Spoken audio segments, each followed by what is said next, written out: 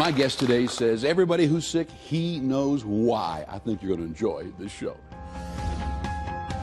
Peter Glidden knew from a young age that he wanted to go into medicine.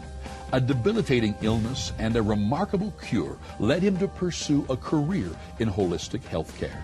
Dr. Glidden has run a successful naturopathic practice for over 20 years and hosts his own daily radio show. He has conducted hundreds of lectures around the world teaching that the body is able to heal itself using natural, affordable, safe, and effective solutions.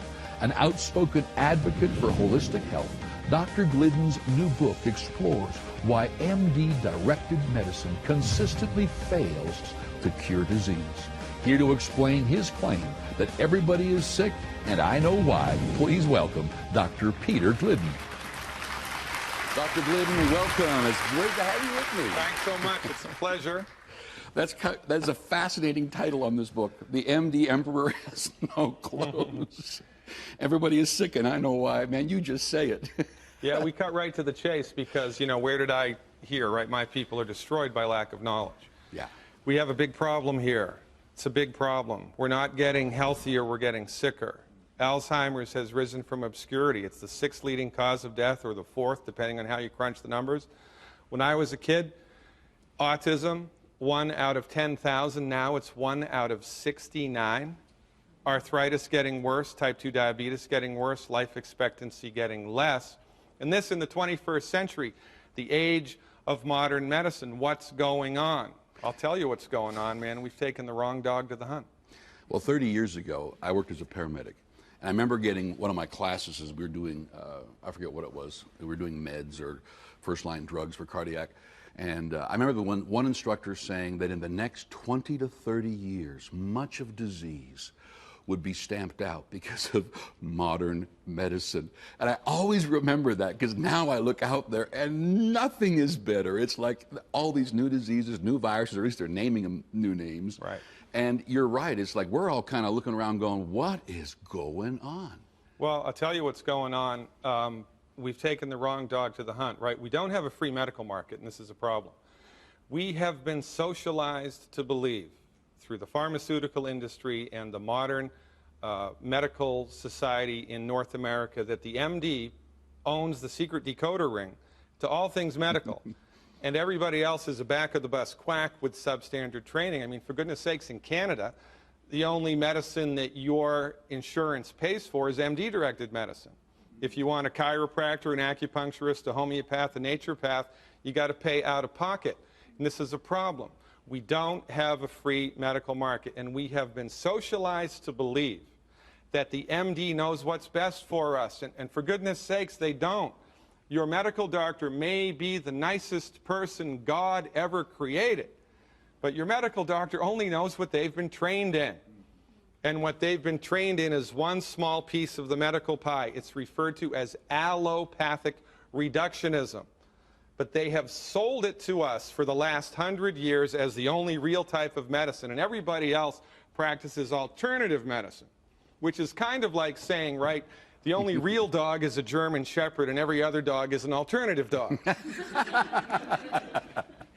Now, talk to us about your training, doctor. Like, so people have an understanding of where you're coming from. So the initials after my name are ND, stands for naturopathic doctor. And in order to become a naturopathic doctor, you have to do 4 years pre-med. I did that at the University of Massachusetts in Amherst in Massachusetts. Then you have to do 4 years of naturopathic medicine. Right now in North America, there are 6 medical schools that practice or that teach naturopathic medicine, fully accredited medical schools that teach naturopathic medicine. So 4 years pre-med, 4 years naturopathic medical school, about 1,000 hours of clinical supervision. Then you have to pass national boards, then you have to pass state boards, then you have to do continuing education credit and get a license to practice naturopathic medicine. It's a full-blown primary care medicine. But it's in the minority, not the majority. But even though it's in the minority, it's the most rapidly growing system of medicine in North America. Is that right? Yeah, because it works. Now, for people who are watching, you know, and for even the studio audience, you're right. We have been so trained that the doctor knows best. Go in, whatever ails you, take a pill, take a shot, and it's going to go away. And it's almost like we've gone down that path. So when someone else comes onto a television show and just starts going bam, bam, bam, bam, there's kind of a bit of a holdback going, whoa, whoa, whoa, whoa, what are you talking about?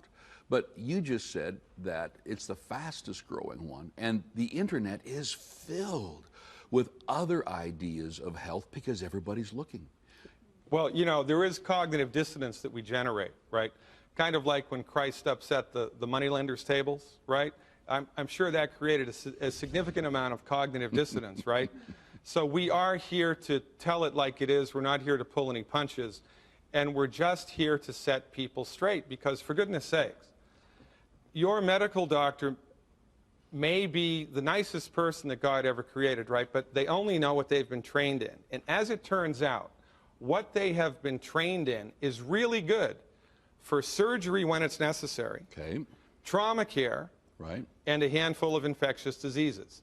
That's the wheelhouse of the MD. So you would use a medical doctor for those three areas? Thank God for Novocaine. Yeah, exactly. Thank God for penicillin, the surgical technique, right? I mean, we're not here to say that MDs are bad and naturopathic doctors are right. We're here to say, look, We need them all. we need them all, but we have been socialized to believe that the MD owns medicine and everybody else. They're at the top. They're at the top, and they know they're the go-to person for all things medical, and they're not.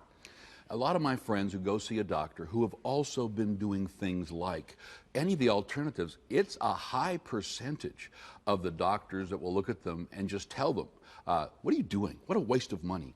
And things like that, that is just, it's a complete shutdown. That is ridiculous. You don't need it. They might not say it in those words, but they bring that across to the friends of mine who have gone in and say, well, I'd like to do this. And then others are actually very excellent at it. They'll say, hey, if it's working for you, great.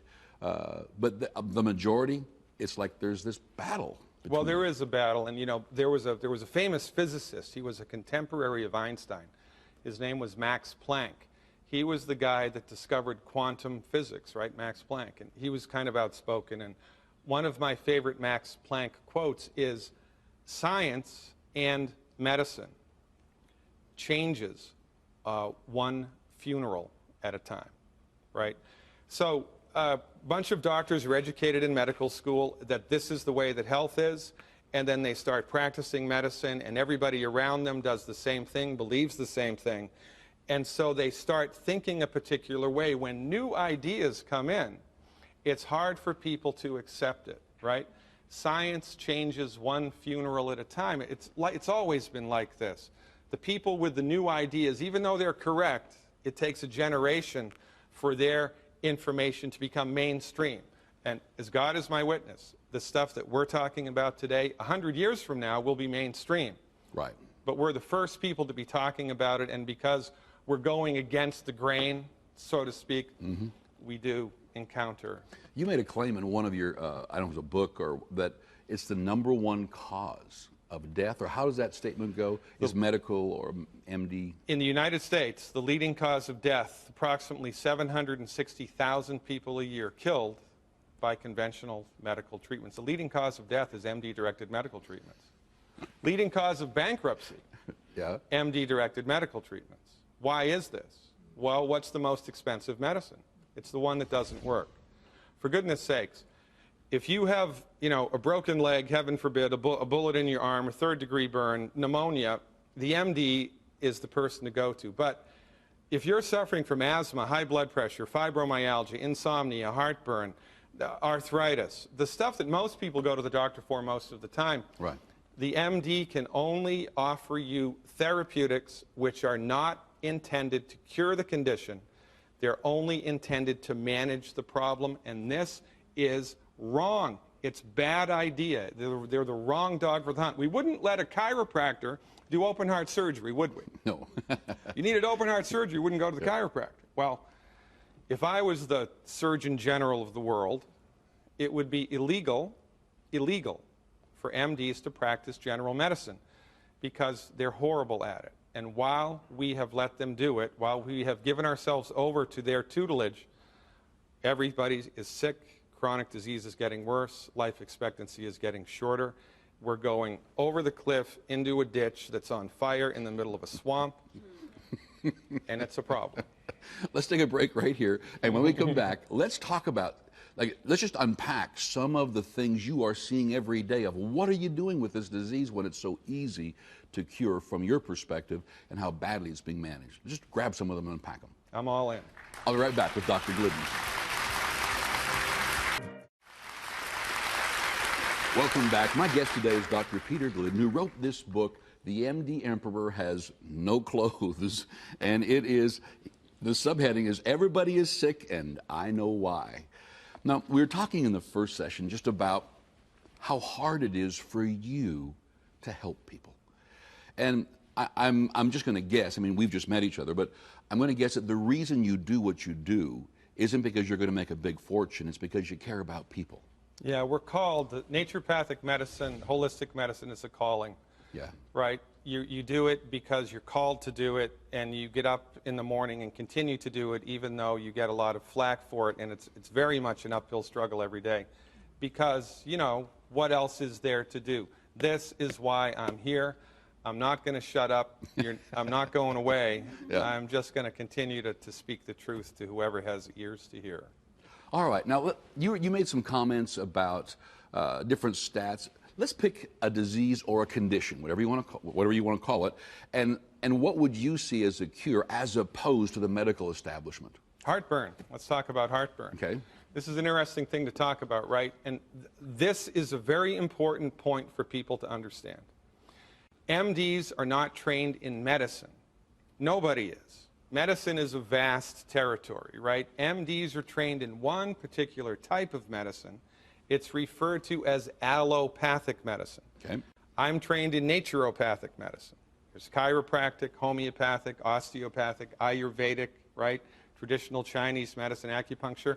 Many different types of medicine, including what the MDs are trained in, which is allopathic medicine. Now, interestingly, allopathic medicine is based on a philosophy called reductionism. Every other type of medicine is based on a philosophy called holism. Reductionism argues if you can't measure it, it doesn't exist. So since nobody's ever dissected the soul out of a human being, since nobody's seen it with an MRI or a CT scan, it doesn't exist. Right. To the allopathically trained MD, consciousness itself is a function of biochemistry. And once you die, it's lights out, game over. There's no such thing as a soul, no such thing as a spirit, no such thing as life after death. It's all a fiction. And most importantly, allopathic reductionism argues that the human body is a bag of biochemicals waiting to break. And when it does break, it is not the doctor's job to cure the condition. It's the doctor's job to manage the symptoms with drugs or surgery. A cure is not possible. A cure is not even attempted. Think about it. Of the thousands of prescription medications that are currently available, the only meds that cure anything are antibiotics. Let's talk about heartburn. Well, to underline one other point, holistic physicians argue that the body is endowed with a spiritual soul force, which brings intelligence to play, divine intelligence. Our bodies are smart. Our bodies are so smart they grew themselves all by themselves from a tiny organism into us. Now, if the body can do that, do you think it can fix itself? Well, every holistic discipline in the world argues yes, the MDs argue no. So it's the holistic physician's solemn duty to provide therapeutics which support the body's built-in God-given ability to fix itself. It's the MD's sworn duty to suppress and manage symptoms. Now let's talk about heartburn. Okay. You have heartburn, the MD will tell you that it's caused by too much stomach acid, but they won't tell you how it's possible that the human body produced too much stomach acid. They'll just tell you it's a superabundance of stomach acid, and you need a proton pump inhibitor, which completely obliterates your body's ability to produce hydrochloric acid, or you need an antacid, right? By the way, the largest selling drug in the world right now, proton pump inhibitors and antacids. Really? Everybody is taking a proton pump inhibitor or an antacid. And the MDs have convinced us that the reason that we have heartburn, GERD, esophageal reflux, or Barrett's esophagus, right, whatever it is because one morning the human body just woke up and decided to produce too much stomach acid. Yeah. Okay? Okay. And you have to not cure the condition, because we don't know what causes it. You have to manage it with daily proton pump inhibitors. Pretty good for the pharmaceutical industry, not so good for us, right? It's symptom management, not a cure. Now, inquiring minds want to know, why on earth would we give nearly $1 trillion, which is what we did, trillion, that's $1,000 billion of research money, to come up with a cure for cancer to the medical profession that does not even know how to cure heartburn? Well said. Because, right, we've been socialized to believe that the MDs own the secret decoder ring to all things medical and everybody else is a back-of-the-bus quack. We are of the opinion that heartburn is not caused by too much stomach acid, it's caused by not enough stomach acid. It's very easy for the body to run out of things and to underproduce. It's very difficult for the body to have a superabundance of things and overproduce. So, here's what happens. You swallow food, it goes into your stomach, it squishes out the walls of the stomach. Pressure receptors squirt a digestive enzyme called gastrin into the stomach. Gastrin builds up, and when gastrin gets to a certain level, the body then secretes hydrochloric acid. When hydrochloric acid and gastrin mix together, you have digestive soup, and life is good. The food that you just swallowed gets digested chemically, and everybody's happy. However, if you do not have enough hydrochloric acid, you swallow food, the pressure receptors are stimulated, gastrin gets secreted, more gastrin, more gastrin, more gastrin, no hydrochloric acid. More gastrin, more gastrin, more gastrin, no hydrochloric acid.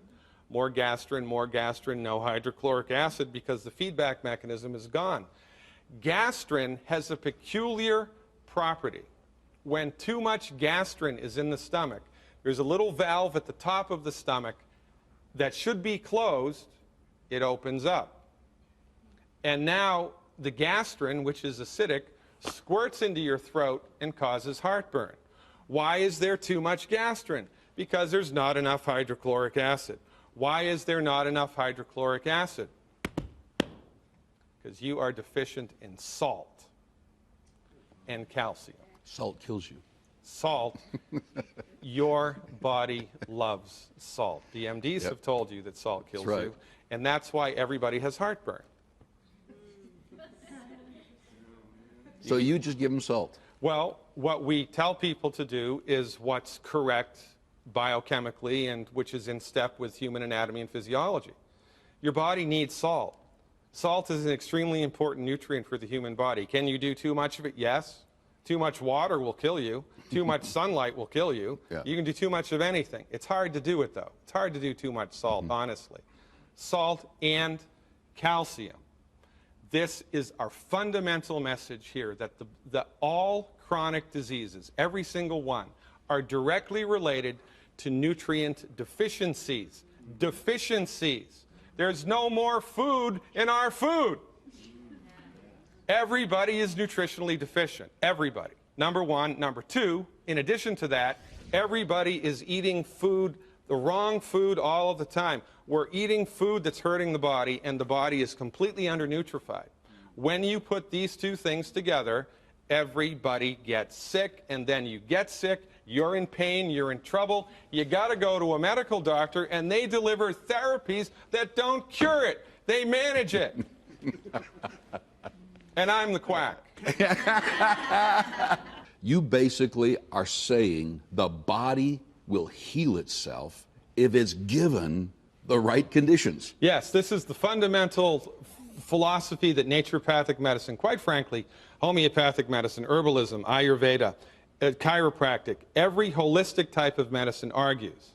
The human body is endowed with a spiritual force, a spiritual intelligence, a divine intelligence. which is directing the show. There are millions of metabolic processes happening right now in our bodies completely beyond our conscious control. Somebody's running that show. It's the divine intelligence in the human body that's running that show. The body knows how to fix itself. The body wants to fix itself, but it needs raw materials to do it. This is our fundamental point. The body needs 90 essential nutrients, 60 minerals, like calcium and sulfur and zinc and magnesium, 60 minerals, 16 vitamins, vitamin A, vitamin B, vitamin C, 12 amino acids, and 2 essential fatty acids. A grand total of 90. This has to go down the hatch every day in order for the body to have the stuff it needs to function the way that nature and God intended. There's no way you can find 90 almost anywhere around, though. Well, but this is interesting, right? If the 90 essential nutrients are not present in the food, not all of them. And modern agricultural methods, through the overt use of pesticides, destroys not only the bugs that eat the plants, but it also destroys the bacteria that's in the soil that helps the plant suck up the nutrients into the plant body. So, if this is how much nutrition your body needs in order to just work the way that God intended it to, this is how much was in food maybe when you were a kid, now this much is in food. Now you walk through life, experience the stress of life, emotional stress, financial stress, political stress, environmental stress, viruses and bacteria and lions and tigers and bears. Oh my. Your body burns through the rest of its reserves. Now you're running on fumes and things start to break. So you run out of omega-3 essential fatty acids, you get asthma. You run out of calcium, you get heartburn, you get muscle tics or twitches or bad menstrual cramps, chronic low back pain, arthritic conditions, high blood pressure. There are over 370 illnesses directly related to a deficiency in calcium. Right? Whoa. Over 370. So you run out of the essential nutrients your body needs, then something breaks, so you go to the only medicine that your insurance pays for, which is allopathic MD-directed medicine. The doctors don't know anything about medical nutrition. They don't believe that the body can cure itself, so they give you a drug that manages the problem. The drug, in its working in the human body, also burns through nutrients. So after 6 months or a year, the drug stops working, or they need to increase its potency, or they need to give you a second or a third drug. And then you get worse, and then you need another drug, and then it gets worse, and then you need surgery, and then you get a secondary infection from the surgery, and then you need another drug for that, and then you die. And then your relatives are so grief-stricken that they organize a 5K run on your behalf to come up with a cure for stomach cancer. And who do they give the money to? The people that failed you in the first place. This is a problem.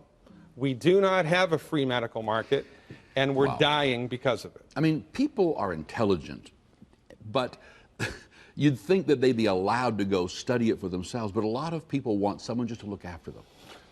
Have you found that? They just, I want to go see my doctor, and whatever he says I'm going to do, and they're not going to read for themselves? Or... Yeah, that's correct. And you know, I mean, let's talk about it, right? Let's talk about it. Life is hard, man. Yeah. We got jobs, we got kids, we got mortgages, we got car payments, we got stuff we got to do, man. And you know, if you're an insurance guy, or you're a lawyer, or you're a plumber, or you're a carpenter, or you work on an oil rig in Alberta, you've got a particular skill set, and this is what you're good at. This is what you learn. This is what you focus. You don't have time to figure out all this medical stuff. You trust that the doctor knows what's best, and this is the problem.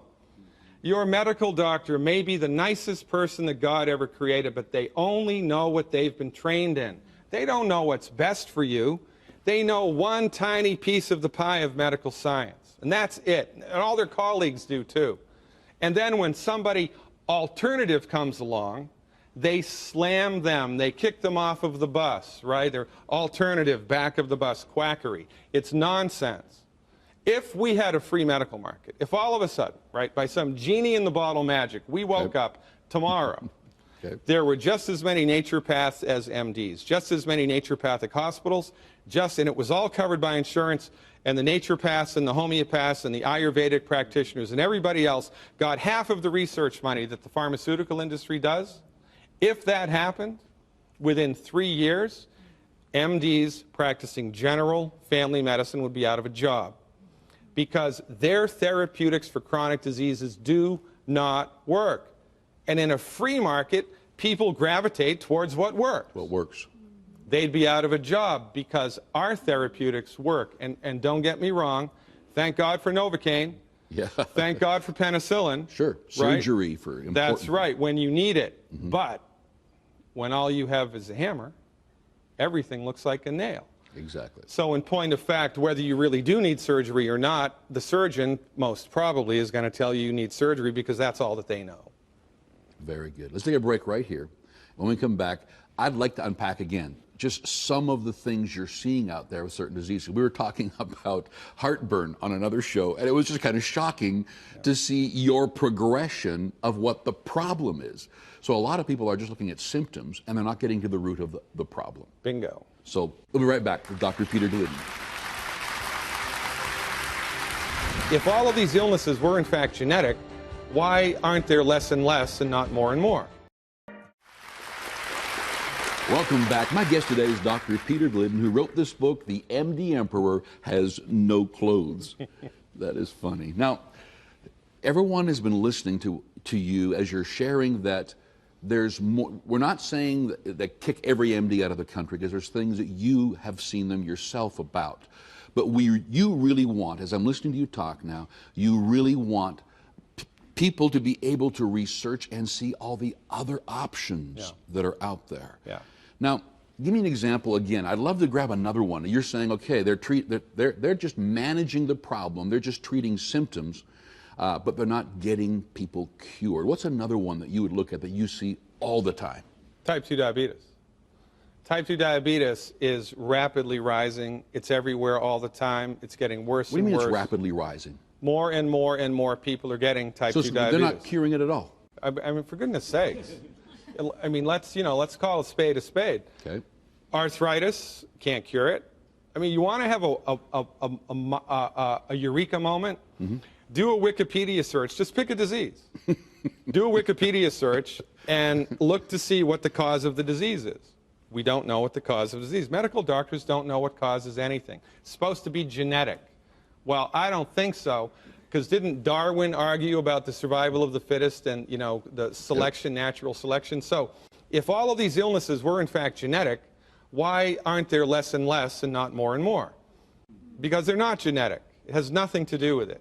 If there's anything to do with the chromosomal activity and the relationship to chronic disease, it's because of epigenetics, environmental factors which negatively affect the genes. Something that's genetic, you're born with it.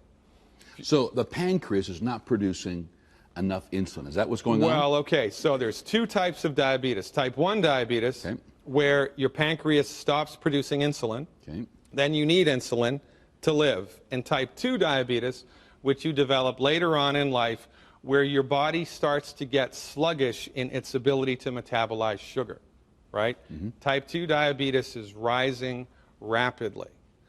Now, interestingly enough, the medical doctors have no idea what causes it, and they have no idea how to cure it. They manage it with metformin and with insulin.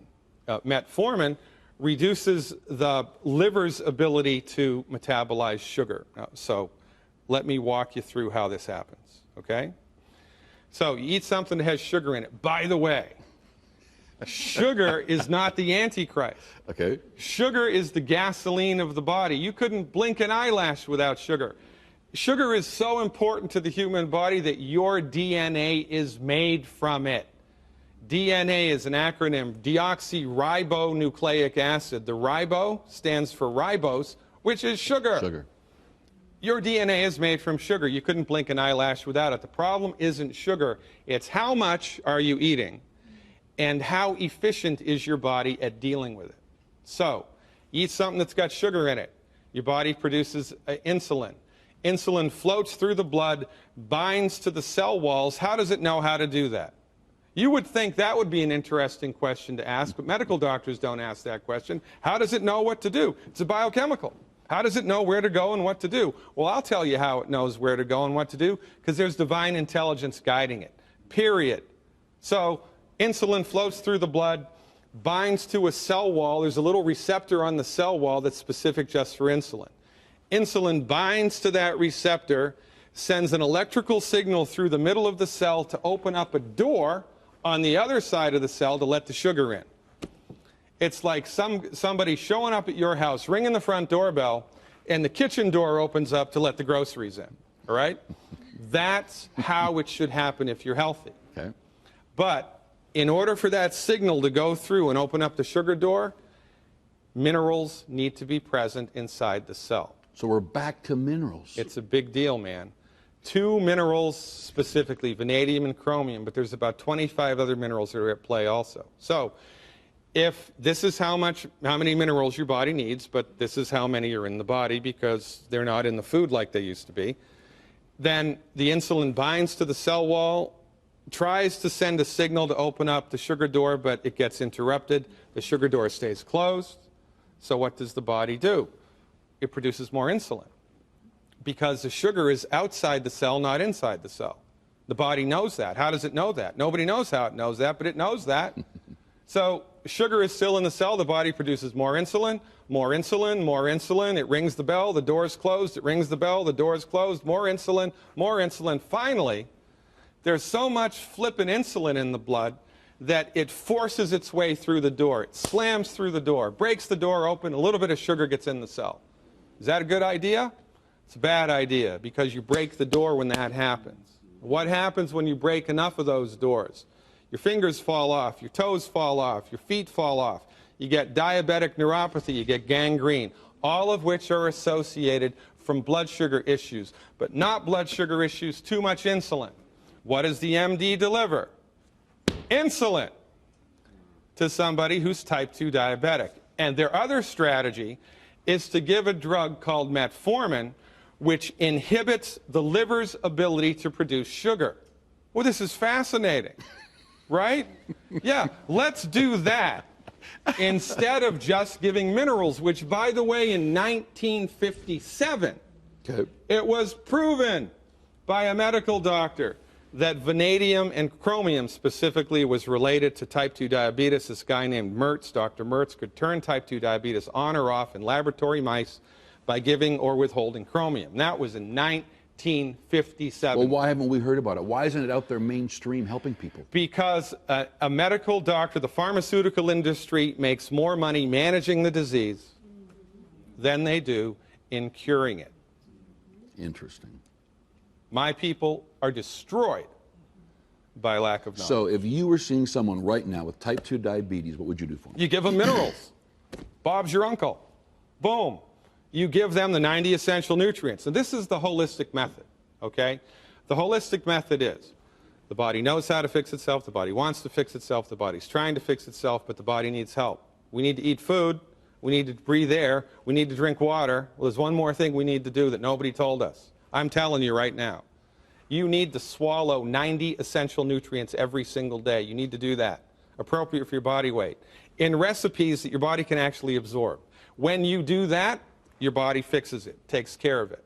Now, how much is your body going to be able to fix it? Depends on how bad it was before you started doing the program. You wouldn't believe the things I've seen people recover from. You wouldn't believe it. The body's ability to cure itself is much greater than anybody has led you to believe.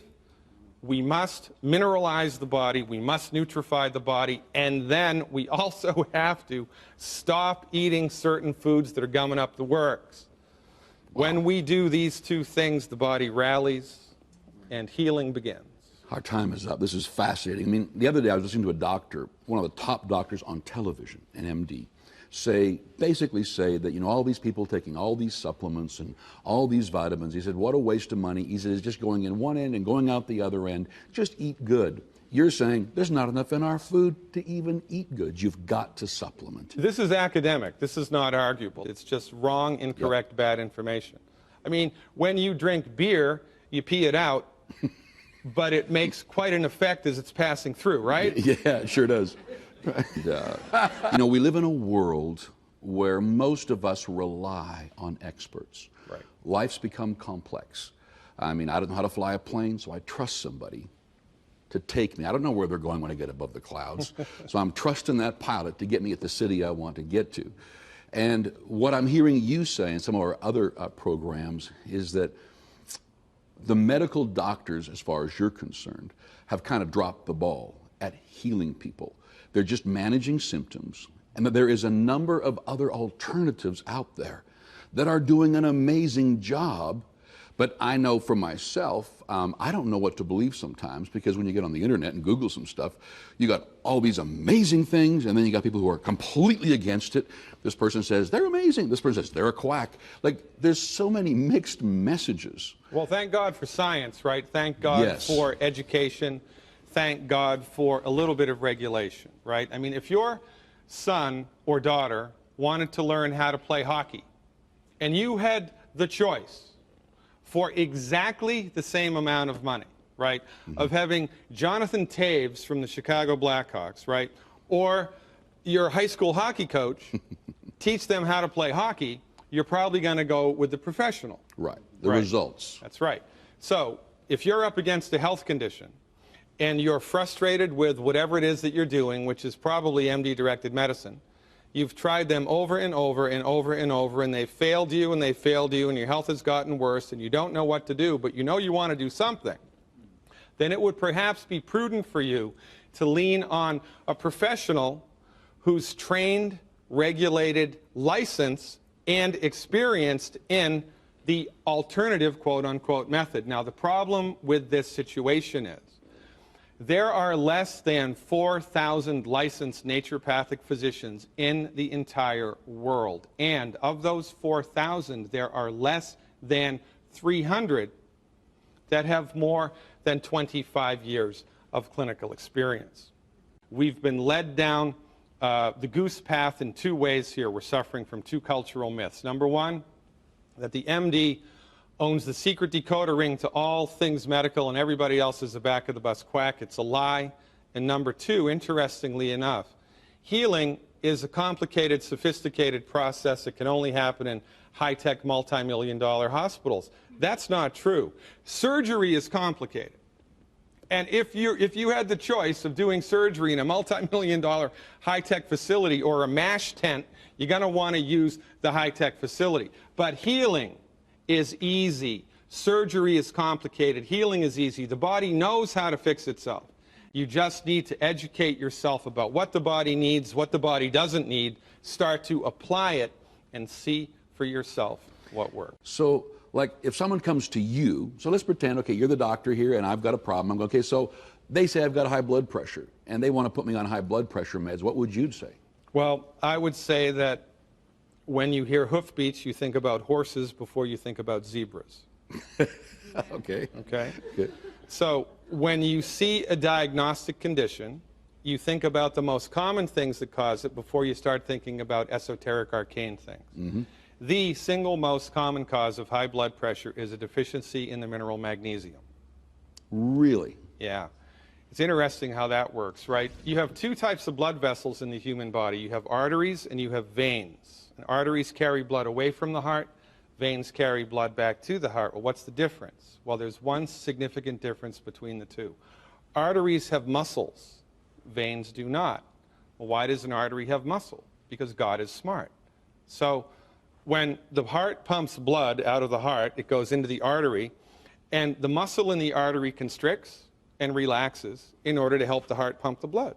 Fascinating mechanism, like a snake crawling down the street. The artery constricts and relaxes in order to help the heart pump the blood. That's fantastic. Well, how does the muscle constrict and relax?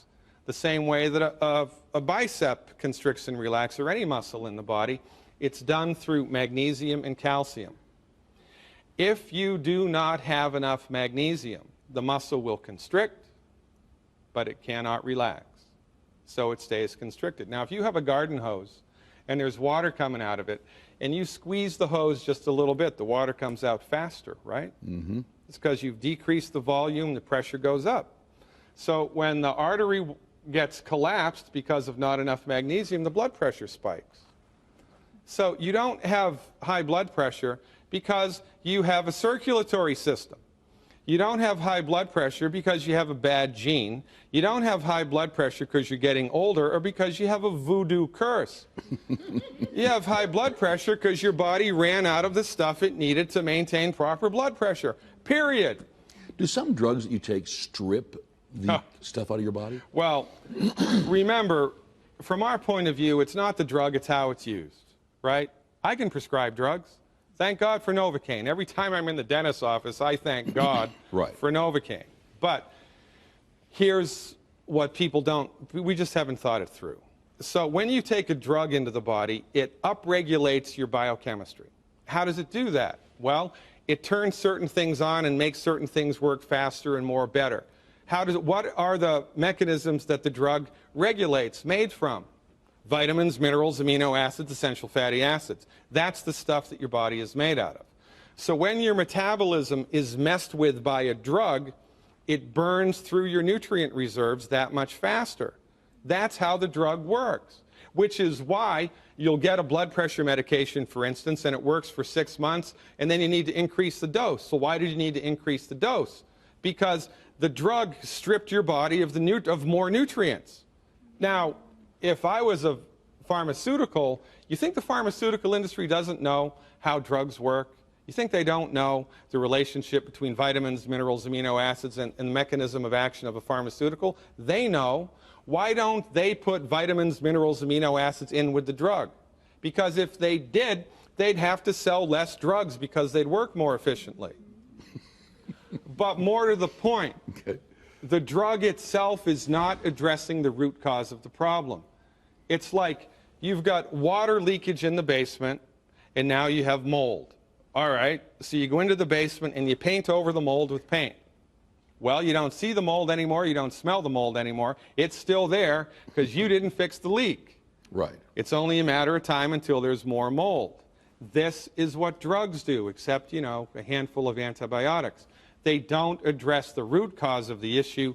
They simply sweep things under the rug, suppress and manage symptoms, which ultimately get worse. Your health gets worse, more drugs. Your health gets worse, surgery. Your health gets worse, more drugs, and then you die.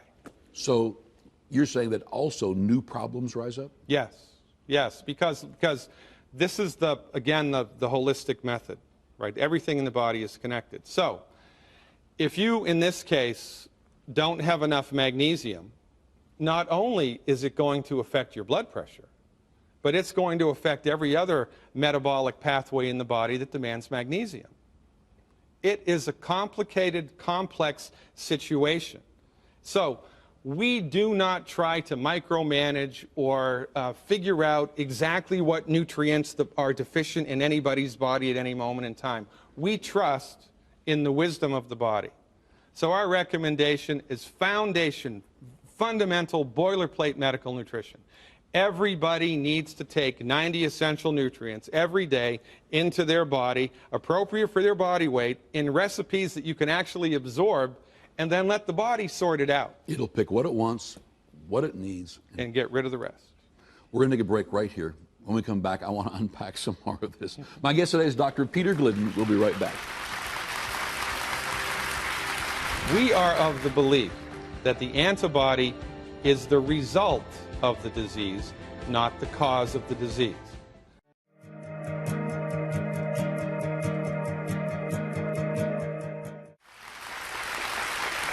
Welcome back. My guest today is Dr. Peter Glidden. We've been joking around with the studio audience a little bit, and they want to know about what? Autoimmune disease. Where do you start with that? Holy smokes. Well, the philosophy of medicine that the MD is trained in is a very particular worldview. It's called allopathic reductionism. And it looks at the world through a certain filter, right? Their interpretation of data is flawed. It has a built-in a priori prejudice that we believe is present that they're not aware of. So, for instance, if I went outside every day and I measured the position of the sun in the sky, and I charted it, and I took thousands of calculations, had thousands of data points over the course of a year, I could accurately predict where the sun was going to be in the sky at any moment in time in the future, and I'd be absolutely correct. If I did not know about gravity or the mass of the Earth or the mass of the sun, if I didn't know that and I had all this data, I could reasonably conclude and be supported by mountains of data that the sun moves around the Earth. Well, look, the sun moves. It's the sun that moves, it's not the earth, and I've got the data to prove it and back it up. Because you were missing a few data points, you would be wrong, even though you thought in your bones you were absolutely correct. That's the way that it is with autoimmune disease. The medical doctors look at somebody who has an autoimmune disease. Let's say it's rheumatoid arthritis, right? Okay. And they draw their blood and they look in the blood and they see that there's an antibody there that isn't present in the body of someone who's healthy. And then they see another rheumatoid arthritis patient, same antibody, same antibody, same antibody, same antibody, same antibody. Then they conclude that the antibody is causing the disease. We are of the belief that the antibody is the result of the disease, not the cause of the disease. Here's how much nutrition your body needs. Here's how much is in your food, less than half. The stress of life burns through your reserves, and then things start to break. So your joints start to break because the body doesn't have the raw materials that it needs to keep them healthy. So every day when you move around, there's little bits of inflammation on a cellular level, little bits of inflammation, and in addition, you are unwittingly eating food every day that you think is healthy that's producing inflammation. It's like throwing gasoline on an existing fire. So inflammation, inflammation, inflammation, inflammation, inflammation, dead tissue, dead tissue, dead tissue, dead tissue, dead tissue. What does the body try to do to dead tissue? Get rid of it. Yeah. Right? You see a dead animal on the road, you turn it over, it's being eaten by worms, right? So the body develops an antibody to eliminate the dead and diseased tissue. As if the MD looks and says, oh, the antibody is there, it wasn't present in a healthy person, it's present in someone with rheumatoid arthritis, therefore the antibody is causing the disease, therefore our treatment is going to be suppress the immune system. How does that work? Poorly. So what do we do in someone who has any type of autoimmune disease? Well, we counsel people to stop eating food that's causing inflammation. Give me the top 10. What would they be? Oh my God, this is, well, Just shake my hand, because this is, now you're going to stop liking me now. Okay. Okay? Okay, wheat, barley, rye, and oats. That's the top 4, okay. Really, wheat, barley, rye, and oats, okay. What do we eat all the time? Gluten. Wheat, barley, rye, and oats, gluten. Wheat, barley, rye, and oats. Oil in a bottle. All oil? Olive oil. Canola oil. Stop it. Coconut oil. If it's oil in a bottle, it's going to hurt you. Fried food. Okay. I don't even want you to be downwind of fried food. Fried food causes cancer. It creates a chemical in the body called acrylamide. It causes cancer. It's bad. You should not eat anything that's fried. That includes stir-fried organic vegetables cooked in extra super-duper virgin olive oil. Stop it. No frying, all oil gone. Correct. Okay. What do you cook in? Butter or lard. And, the ones they say are the worst. And salt. And lots of salt. Okay? Okay. Red meat that's cooked well done. If you're going to eat red meat, go for it. Just make sure it's rare or medium rare. Well done red meat has a protein called a heterocyclic amine, which causes cancer. It's bad. Meat with nitrates added as preservatives. Which is sausages. Deli ham, deli sausage, pepperoni, turkey, bacon. You can find all that stuff without nitrates. You can. Okay. You can, yeah. Nitrates turn into a chemical called nitrosamine, which causes cancer. It's a bad idea. Okay. The skins of baked potatoes, yams, and sweet potatoes. Okay, the skins of baked potatoes, yams. You know, when they get crunchy, yeah, the skins? they taste so good. Yeah, they're going to kill you. Why? Because the protein in the skin under high heat like that has turned into a chemical called a heterocyclic amine, which causes cancer. So if you're going to eat a baked potato, eat the potato, not the skin. Not the skin. Or better, boil the potato or crock pot it, then you can eat the skin and the potato. The next is a carbonated beverage during a meal. During a meal? Yeah. Everybody drinks pop during a meal. Yeah, I know, it's bad. So why? The bubble, I don't care if it's Perrier, I don't care if it's champagne, I don't care if it's beer. I went off don't pop care if when I it's went to club Perrier. soda. There you go. So that's wrong too. The bubbles are carbon dioxide. Right. Carbon dioxide neutralizes stomach acid. If you're healthy, your stomach acid is extremely strong. It's extremely acidic. It's supposed to be. So you eat food, right? This is how much nutrition you need. This is how much nutrition is in the food. You swallow it and you wash it down with something with bubbles. You've just neutralized your stomach acid. So now the body can't digest anything out of the food. You're basically getting useless calories. Now, if you want to drink Perrier, between meals, not during a meal. Okay, and the last two foods, corn and soy. All corn. What about popcorn? Unless it is, you are guaranteed, and you've been guaranteed it's not genetically modified and it's organic. Because genetically modified corn and soy is directly related, not indirectly, directly related to 3 types of cancer, deaths from high blood pressure and deaths from stroke. Genetically modified soy and corn. So we must start going organic, and you must attempt, if you're going to eat corn or soy and probably everything else, ungenetically modified. So think this through with me, okay? Right? Here's how much nutrition the human body needs, 90 essential nutrients. Here's how much is in the food, less than half. The stress of life burns through your reserves, and then on top of that, you're eating food all of the time, which causes inflammation and disallows nutrients from being absorbed into the bloodstream. That's what gluten does, by the way. If you eat gluten, it damages, in most people, it damages the structure in the intestine that absorbs nutrients. So you eat gluten, it's hard for your body to absorb nutrients because the tissue that absorbs nutrients is damaged by the gluten. So here's how much nutrition you need. Here's how much is in your food.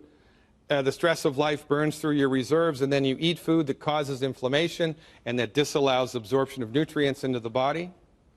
Okay, everybody gets sick. So there are people, and I know a lot of them, who when they eat gluten, they're tired, they're bloated, they feel gross. And then there are people who seem to have no symptoms at all and eat it freely. Yeah, and then when they're 30 years old, they get arthritis. So it is affecting them. They're not free from it. Yeah, and there's a process in physiology called habituation, where you get used to a negative stimulus, right? I remember in college you could smoke in bars, right, back in the day. I was never a smoker, but we'd go and we'd watch a hockey game. You know, you're in there for 2.5, 3 hours. You're surrounded by cigarette smoke. You don't smell it anymore. And then at halftime or during the period break, you go out to your car to get something. You come back in. As soon as you open the door to the bar, it's like, oh, my God, is it smoky in here? You habituate to a constant negative stimuli. You forget that it's there. So take the Dr. Glidden challenge, okay? 4 weeks in a row. Okay. Go completely gluten-free, 100%. Don't even look at it. No wheat, no barley, no rye, no oats. You can have gluten-free bread, gluten-free cookies, gluten-free crackers, gluten-free pancakes, gluten-free whatever you want for 4 weeks. Stop it. And then on the 29th day, just eat gluten. Okay? Have pancakes for breakfast, have a bagel for lunch, have pasta for dinner, have cookies and crackers and donuts all day long. Wait 24 hours and see how you feel. How am I going to feel? Like crap.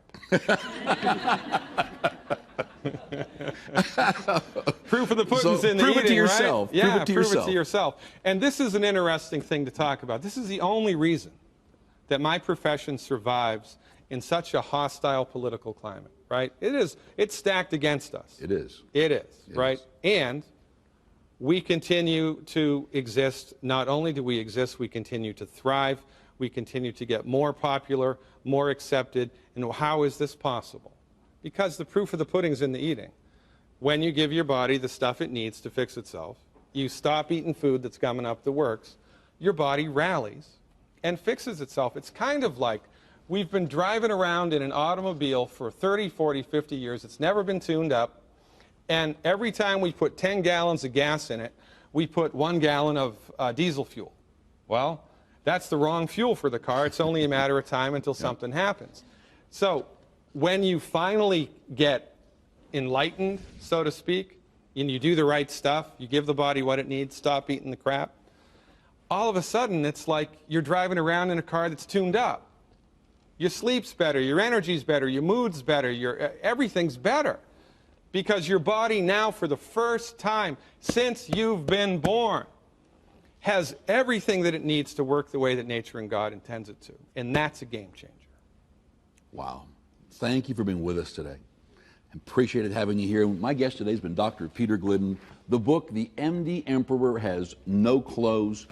Read a copy. I think it's important for all of us to study for ourselves what's going on out there. You're going to find a lot of opinions like Dr. Glidden's, but you're going to have to make some decisions about your health. So go learn, go grow, and be informed. We'll be right back.